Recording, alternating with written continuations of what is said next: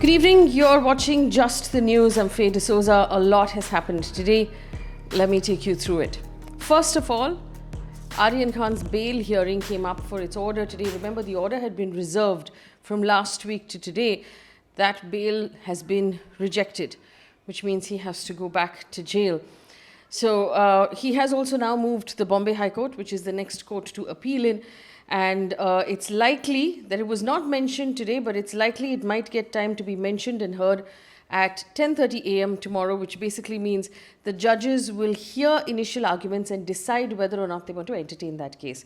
The two others accused in the case, Arbas Merchant and Munmun Damecha's bail applications, were also rejected.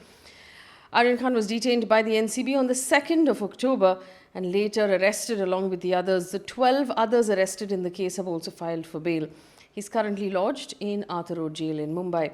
According to the PTI, during his bail plea, Aryan Khan's lawyers had said that the NCB's contention was that he was involved in a conspiracy of illegal drug trafficking, but there was no recovery of any drugs made on his person. He was not carrying any contraband, and therefore he should be granted bail. But the special court that rejected his bail gave this reasons in the order. It said that since his friend, Merchant, who was traveling with him, was found with drugs in his possession, about 6 grams were found on his shoe, and Aryan Khan had knowledge of that, it amounted to what they called conscious possession.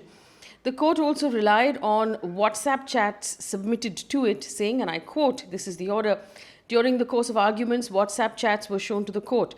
Perusal of WhatsApp chats revealed that there are chats of accused number 1, with Aryan Khan, about drugs with unknown persons. There's also reference of bulk quantity and hard drug in the chat. There is prima facie material showing that the accused number 1 was in contact with persons dealing with prohibited narcotic substances, as alleged by the prosecution, the court said. The judge went on to say, the WhatsApp chats prima facie reveals that accused number 1 is dealing in illicit drug activities of narcotic substances on a regular basis, and therefore it cannot be said that accused number 1 is not likely to commit similar offence when out on bail. This was Special Judge V.V. Patil. The court also said that there is prima facie evidence of conspiracy, but the evidence will be dealt with in depth at the stage of the trial. The NCB effectively argued its entire case on WhatsApp chats that it retrieved from Aryan Khan's phone. They said it pointed to procurement of bulk quantities of drugs. In other news, the Supreme Court today pulled up the Uttar Pradesh government over the Lakhimpur Kheri violence investigation. The bench said, and I quote, "We think you are dragging your feet. Please dispel that impression," end quote. Senior advocate Harish Salve, who's representing the UP government, said, and I quote, "A concern has been stated by the state that the state is going soft on the accused. Now everybody's arrested and they're in jail. As of today, there are 10 accused inside jail. There are 2 crimes involved, in which one driving into farmers and the other one in which a person was lynched," end quote. The court then noted that out of the 44 witnesses, statements of only 4 had been recorded by the police so far. Salve then told the court that out of the 10 accused, only 4 were in police custody. On the last hearing, court expressed discontentment in the manner in which Uttar Pradesh government and police were handling this case. Remember, 8 people, including 4 farmers, were killed in the Lakhimpur Kheri violence on the 3rd of October when a car mowed down protesting farmers.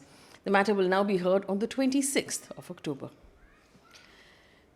Things continue to be grim in Kerala. The Kerala Chief Minister on Wednesday said 42 lives have been lost in rain-related incidents of heavy rain between October 11th and 19th. According to Manorama Online, 19 people, 12 in Kottayam and 7 in Idukki, lost their lives in landslides, where at least 6 others are yet to be traced. An orange alert has been issued in Pattinamtitta, in Kottayam and Idukki districts on Thursday. Meanwhile, the shutters of 4 dams, including 3 shutters of the Idukki reservoir, were opened as water levels rose above the danger mark. Water from the Idukki reservoir will be released into the Periyar River. It goes downstream to Idukki and Ernakulam districts. 46 people have died because of heavy rain in Uttarakhand, according to government data. 11 people are still missing.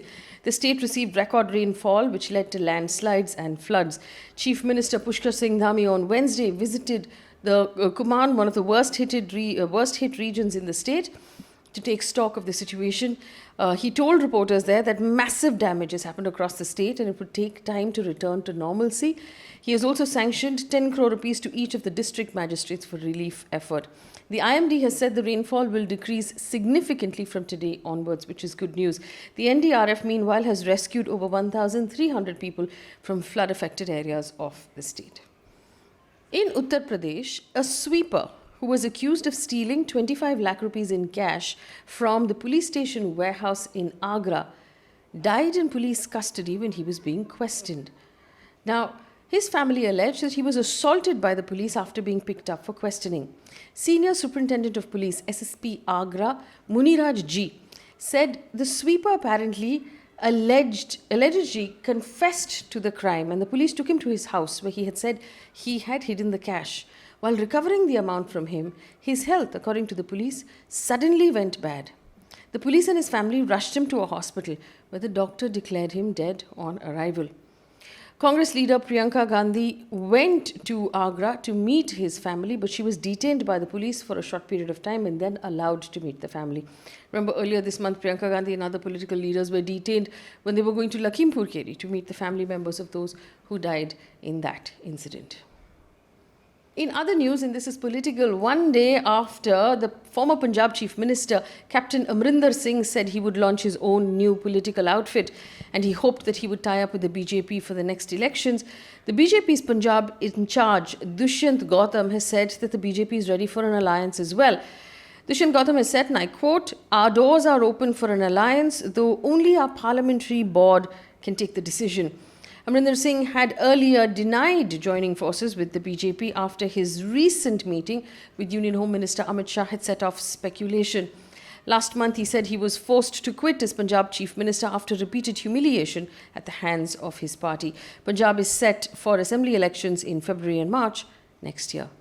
Taking a look at the COVID numbers, India reported 14,623 new COVID cases and 197 deaths. Kerala's reports went up slightly. It's now at 11,150 COVID cases and 82 deaths. It had come down to about 6,000 over the weekend. There's a bump up there as well. A quick look at news coming in from the world of business. Petrol and diesel prices have been hiked again today by 35 paise each. This is the 12th hike in the month of October and the 31st hike in the last couple of months. Mumbai petrol now costs an eye-watering 112 rupees and 11 paise per litre. Diesel is now at 102 rupees and 89 paise. Delhi petrol is at 106 rupees and diesel is at 94 rupees. With this rise, petrol now costs over 100 rupees in every single state capital across the country. The costliest fuel is in Rajasthan's Ganganagar, where petrol is now 118 rupees and 23 paise. Taking a look now at news coming in from across the world, a bomb attack on an army bus in Syria's capital of Damascus has killed 14 military personnel, according to Reuters. No group has yet claimed responsibility for this bombing. This is one of the deadliest bombings in Syria in recent years. A military source quoted by state media said the bus was blown up by 2 bombs that had been attached to the vehicle in advance. A third device was defused by the army's engineering unit. Earlier, dozens of people were killed in Damascus in 2017 in several suicide attacks. China's parliament will consider a legislation that will punish parents if their young children exhibit what is called very bad behaviour or commit crimes. A spokesperson of the Legislative Affairs Commission told Reuters that there are many reasons for adolescents to misbehave. The lack of or inappropriate family education is a major cause. According to CNN, in the draft Family Education Promotion Law, guardians will be reprimanded or ordered to go through family education guidance programs if prosecutors find very bad or criminal behavior in children under their care. Recently, the Education Ministry had limited gaming hours for minors, allowing them to play online games only for 1 hour on Friday, Saturday, and Sunday each. It had also cut back on homework and banned after-school tutoring in major subjects on weekends and holidays.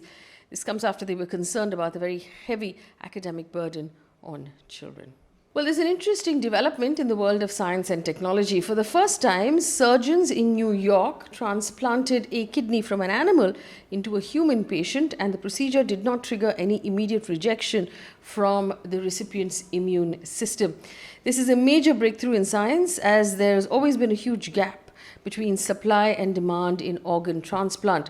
The average wait time for a kidney transplantation in the US is 3 to 5 years. In other parts of the world, it tends to be a lot higher. The animal in question was a pig. Scientists have been mulling for decades to use animal organs in humans to prevent immediate rejection by the recipient's immune system.